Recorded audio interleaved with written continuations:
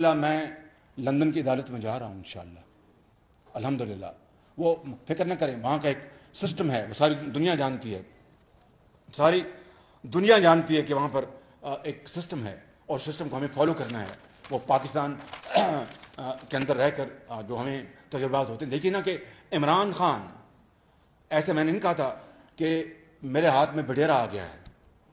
یہاں پر تو وہ عدالتوں سے بھاگتا رہا، یہاں تک آج تک کسی عدالت میں آیا نہیں آیا. اور یہ پاکستان کو بدنام کرنے کا جو اتنی بڑی سازش کی ہے، اللہ تعالیٰ نے چاہا تو میں اپنے دوستوں، ساتھیوں اور پاکستان کے عوام کے ساتھ مل کر پاکستان کی عزت کو ہم برطانیہ کی عدالت میں ریسٹور کروائیں گے انشاءاللہ تعالیٰ. آپ میری بات یاد رکھیں اللہ تعالیٰ کے فضل و کرم سے. اور اگر برطانیہ کی عدالتوں میں خدا نہ خواستہ سزا اپنا فیصلہ میرے خلاف آیا تو میں پوری قوم سے معافی مانگ کر میں سیاست سے اپنا کنارہ کش ہوں گا اور ہر قسم کی سزا قبول کروں گا. اور اگر برطانیہ کی عدالتوں نے مجھے اس میں انہوں نے آنریبلی مجھے انہوں نے دے دیا ریلیف، تو پھر ان کی سزا جو ہے وہ قوم چنے گی. السلام علیکم دوستوں، میں ہوں عامر شبیر. آپ دیکھ رہے ہیں میرا یوٹیوب چینل دا بولڈ سائیڈ، اور آج میں آپ کو بڑی امپورٹنٹ بات بتانے والا ہوں. دو باتیں آپ نے بڑے غور سے سننا ہے کہ ہمارے وزیر اعظم، آپ سب کے وزیر اعظم جناب شہباز شریف صاحب کی ایک بہت بڑا جھوٹ پکڑا گیا ہے. جو وہ پاکستان کی بات کر رہے تھے، جو آپ نے اس ویڈیو کے آغاز میں دیکھا کہ وہ کہہ رہے تھے کہ میں پاکستان کی جو ہے وہ عزت بچانا چاہتا ہوں، ساکھ بچانا چاہتا ہوں، اللہ تعالیٰ کے فضل و کرم سے میں یہ کر دوں گا، وہ کر دوں گا، اور یہ میرے ہاتھ بٹیر لگ گیا، فلانا لگ گیا، ٹمکانا لگ گیا. لیکن کھودا پہاڑ نکلا چوہا. انہوں نے بڑی بڑی باتیں کی لیکن خود کیس کیا اور خود ہی اس کیس کے نیچے دب گئے. اور سب سے پہلے تو میں آپ کو کلیئرلی بتاتا چلوں، ساتھ ساتھ یہ ویڈیو بھی دیکھ رہے ہوں گے یقیناً، اور آپ سب سے پہلے اس چیز کو بڑے غور سے سمجھیں کہ شہباز شریف صاحب کے ساتھ ایکچولی میں یہ ہوا کیا. یہ واقعہ ہے جب یہ خود وزیر اعلیٰ پنجاب تھے اور ان کو بہت دوسرے ممالک نے جو ہے وہ زلزلہ زدگان کے حوالے سے امداد کی، سیلاب زدگان کے حوالے سے امداد کی، لیکن انہوں نے جو ہے وہ رقم جو ہے وہ کرپشن کر کے انہوں نے اپنے اکاؤنٹس میں ڈال لی، اور سیلاب زدگان اور زلزلہ زدگان جو ہیں ان تک 1 روپیہ بھی نہیں پہنچ سکا. جس طرح کہتے ہیں ایک دھیلے کی کرپشن میں نے نہیں کی. اور اس حوالے سے جو ہے وہ پاکستان میں تو کافی لوگوں نے جو ہے آواز اٹھائی، لیکن ان آواز کو دبا دیا گیا. اور آپ سب جانتے ہیں پاکستان میں ججز ہوں، چاہے وہ کوئی بھی ادارہ ہو، ان کے سربراہان کو کس طرح سے بلیک میل کیا جاتا ہے یا خرید لیا جاتا ہے. اگر نہ بکیں وہ تو ان کی کچھ ایسی ویڈیوز نکال دی جاتی ہیں، ان کو بے عزت کیا جاتا ہے معاشرے میں، یا پھر جو ہے وہ ان کو کچھ ایسی میڈیسن دی جاتی ہے یا ایسا کچھ کھانے میں ملا کے دیا جاتا ہے کہ چند دن کے اندر، چند گھنٹوں کے اندر ہارٹ اٹیک ہو جاتے ہیں، جو کہ لگتا ہے ایک نیچرل موت ہے. اب وہ جب وہاں پہ لنڈن کے اندر وہاں پہ ڈیلی میل والوں نے جو ہے وہ اس کو شائع کیا تو شہباز شریف صاحب کے کرپشن کے کیسز سامنے آئے، اور جس سے پاکستان میں جو ہے وہ عمران خان صاحب نے اور دیگر کچھ لوگ جو ہیں، جو بہت کم لوگ ہیں، گنے چنے لوگ ہیں، انہوں نے اس کے اوپر آواز اٹھائی. اور اس کے بعد ارشد شریف صاحب جو ہیں انہوں نے بھی آواز اٹھائی، تو یہ ایک خبر ایک عام ہونا شروع ہو گئی. اس کے بعد شہباز شریف صاحب کی یہ ویڈیو آئی، آپ نے دیکھا انہوں نے ویڈیو میں کیا کہا، اور انہوں نے کہا کہ میں کیس کرنے جا رہا ہوں اور پاکستان کی عدالتوں میں تو مجھے انصاف نہیں ملتا، اب لنڈن کی عدالتوں میں مجھے انصاف ملے گا اور میں سرخرو ہو جاؤں گا. لیکن اب ہوا کیا، یہ کیس چلتا رہا. کچھ ٹائم ڈیلی میل والوں نے مانگا جس کے اندر وہ اپنی تحقیقات کر رہے تھے، ریسرچز کر رہے تھے، جس میں ان کو بڑی مشکلات بھی پیش آئیں، لیکن انہوں نے اس کے باوجود جو ہے وہ ثبوت عدالت کے سامنے رکھے. جس کے بعد شہباز شریف صاحب مصر کے دورے سے جو ہے وہ سیدھا پاکستان انہوں نے آنا تھا. انہوں نے ٹویٹ بھی کیا لیکن ٹھیک 10 منٹ بعد انہوں نے ٹویٹ ڈیلیٹ کر دیا اور وہ سیدھا اپنے بڑے بھائی کے پاس لنڈن میں چلے گئے. اور وہاں پہ جو ہے وہ میڈیا سے انہوں نے گفتگو کی، جی میں یہاں پہ جو ہوں وہ کھانا کھانے آیا تھا، فیملی کے ساتھ ٹائم سپینڈ کرنے آیا تھا. در حقیقت اس کے پیچھے بہت سارے حقائق تھے جو کچھ اور تھے. دراصل یہ آرمی چیف کی سلیکشن ہونی تھی، وہاں پہ نام لینے گئے تھے، انہوں نے حاضری بھی لگانی تھی نواز شریف کے در پہ، اور وہاں کے بڑے بھائی کی باتیں بھی سننی تھی، اور بھی بہت ساری چیزیں جو کہ میں اپنی پچھلی ویڈیو میں ذکر کر چکا ہوں. تو جن لوگوں نے میری پچھلی ویڈیو نہیں دیکھی وہ پچھلی ویڈیو میں جا کے دیکھ سکتے ہیں. اچھا، اب وہاں پہ جب ان کے وکیل نے وہاں پہ پیشی دی تو وہاں پہ ڈیلی میل والوں کی طرف سے جو ہے وہ ثبوت رکھے گئے، اور ثبوت میں جو ہے وہ شہباز شریف صاحب جو ہیں وہ تقریباً آلموسٹ ان کو سمجھ نہیں آ رہی تھی وہ اب اس کے بدلے میں کیا جواب دیں. اور عدالت نے جو ہے انہوں نے کہا کہ آپ پیش ہوں عدالت میں. تو شہباز شریف صاحب جو ہمارے وزیر اعظم ہیں انہوں نے کہا کہ میں ایک وزیر اعظم لہٰذا میری لائف بہت زیادہ بیزی ہے، اس لیے میں خود جو ہے وہ نہیں آ سکتا. جس کے اوپر عدالت کے جو ریمارکس تھے، جو UK کی عدالت ہے، اس نے کہا کہ چاہے ایک عام آدمی ہو چاہے وزیر اعظم ہو، عدالت کی نظر میں، قانون کی نظر میں سب برابر ہیں۔ اس کے بعد کیا ہوا؟ اس کے بعد ان کے داماد علی عمران صاحب اور شہباز شریف صاحب کے اوپر ایک بھاری بھرکم جرمانہ ہو گیا۔ شہباز شریف صاحب کے اوپر 30,000 پاؤنڈ جرمانہ ہوا اور ان کے داماد علی عمران کے اوپر جو ہے وہ 50,000 پاؤنڈ جرمانہ ہوا۔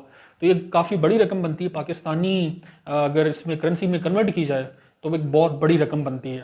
اب شہباز شریف صاحب جو ہے وہ ان کو منہ چھپانے کی جگہ نہیں مل رہی۔ PTI کی جو جماعت ہے، بالخصوص جو عمران خان صاحب کی سوشل میڈیا ایک کمپین ہے، وہ اس حوالے کو اس چیز کو بہت ہائی لائٹ کر رہی ہے، اور یقیناً ان کو اس کو کرنا بھی چاہیے، کیونکہ شہباز شریف صاحب ماضی میں کچھ کہتے تھے اور اب دیکھ لیں بیرون ملک کی عدالتوں میں بھی جو ہے وہ ان کو بے نقاب کر دیا ہے، ان کی کرپشن کو بے نقاب کر دیا ہے۔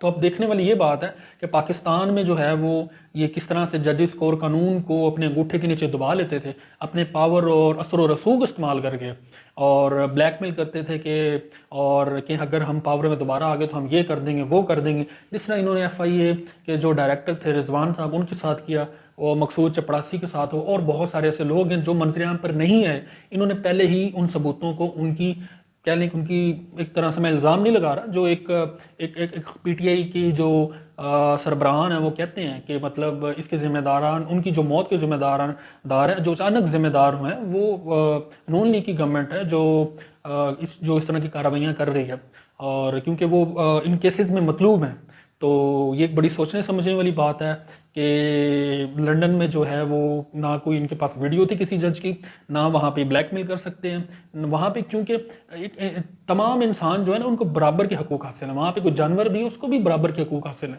تو یہ سارا جو اگر آپ نوٹس کریں تو یہ ہماری مدینہ کی ریاست کا ایک ماڈل تھا۔ ہمارے مدینہ کی ریاست میں آپ صلی اللہ علیہ وسلم نے بھی تمام انسانوں کو جو ہے وہ برابری کے حقوق دیے، اور اسی طرح وہاں پہ جانوروں کی بڑی اہمیت ہے۔ بدقسمتی ہے ہماری کہ ہم اسلامی جمہوریہ پاکستان میں تو رہتے ہیں لیکن ہمیں برابری کے حقوق نہیں دیے جاتے۔ طاقتور کے لیے الگ قانون ہے اور غریب کے لیے الگ قانون ہے، اور مکڑی کا یہ ایک ایسا جالا ہے ہمارا قانون کہ جس کے اندر ایک چھوٹی موٹی چینٹی یا ایک مکھی وغیرہ تو، یا ایک عام آدمی تو، میں مثال کے طور پہ بتا رہا ہوں، ایک عام آدمی تو پھنس جاتا ہے، لیکن جب اس کے اندر طاقتور آدمی آتا ہے تو اس جالے کو پھاڑ کے گزر جاتا ہے۔ تو اب آپ نے خود فیصلہ کرنا ہے کہ آپ نے کدھر کھڑے ہونا ہے، کیونکہ میں سمجھ سکتا ہوں کہ اس وقت سچویشن ایسی ہے کہ ایک عام آدمی جو ہے وہ اگر ٹیلی ویژن آن کرتا ہے تو اس کو تصویر کچھ نظر آتی ہے، جب وہ ایک سوشل میڈیا کو آن کرتا ہے، یوٹیوب کو آن کرتا ہے، یا دیگر سوشل میڈیا کے پلیٹ فارم سے بچاتا ہے، جیسے ٹویٹر پہ آپ چلے جائیں، وہاں پہ حقائق کچھ ہوتے ہیں۔ اب وہ کنفیوزڈ ہے کہ اس کو نون لیگ کے ساتھ کھڑے ہونا ہے، پیپلز پارٹی کے ساتھ کھڑے ہونا ہے، MQM کے ساتھ کھڑے ہونا ہے، PTI کے ساتھ کھڑے ہونا ہے، کدھر جانا ہے؟ کنفیوژن ہے، بہت زیادہ کنفیوژن ہے۔ ان پارٹیوں نے پاکستان کی سوچ کو، پاکستان کے مطلب کو تقسیم کر دیا ہے۔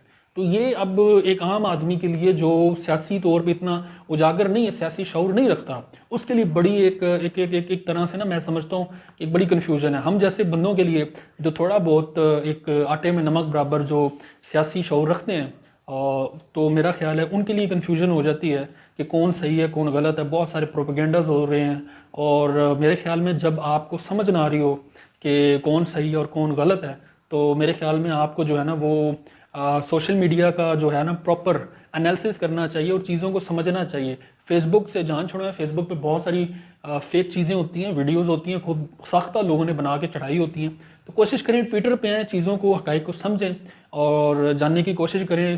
جو الیکٹرانک میڈیا ہے، جو بلکہ مین اسٹریم میڈیا، اس کو بالکل چھوڑ دیں، اس کا بائیکاٹ کر دیں۔ میں یہ سمجھتا ہوں کہ مین اسٹریم میڈیا پہ تمام بکاؤ مال بیٹھا ہوا ہے، تو لہٰذا بائیکاٹ کریں ٹی وی کا۔ ٹی وی بالکل دیکھنے کی ضرورت نہیں ہے، سب جو ہے فکس ہوتے ہیں میچز جو آپ دیکھتے ہیں، جس طرح WWE کے میچز فکسز ہوتے ہیں، جس طرح آپ سمجھ لیں کہ کچھ کرکٹ کے میچز فکس ہوتے ہیں، اسی طرح تمام پروگرام، تمام ٹی وی چینلز یہ فکس ہوتے ہیں، یہ سب پے رول پہ ہوتے ہیں، ان کے پیچھے جو ہے وہ کوئی اور طاقتیں ہوتی ہیں جو ان کو کنٹرول کر رہی ہوتی ہیں، لہٰذا یہ اتنی بات کرتے ہیں جتنی ان کے منہ میں بات ڈالی جاتی ہے۔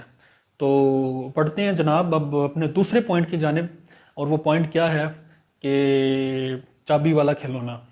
اب چابی والا کھلونا یہ کون ہے؟ سب سے پہلے تو بات کریں گے ہم، یہ عمر فاروق ظہور نام اس کا مکمل ہے۔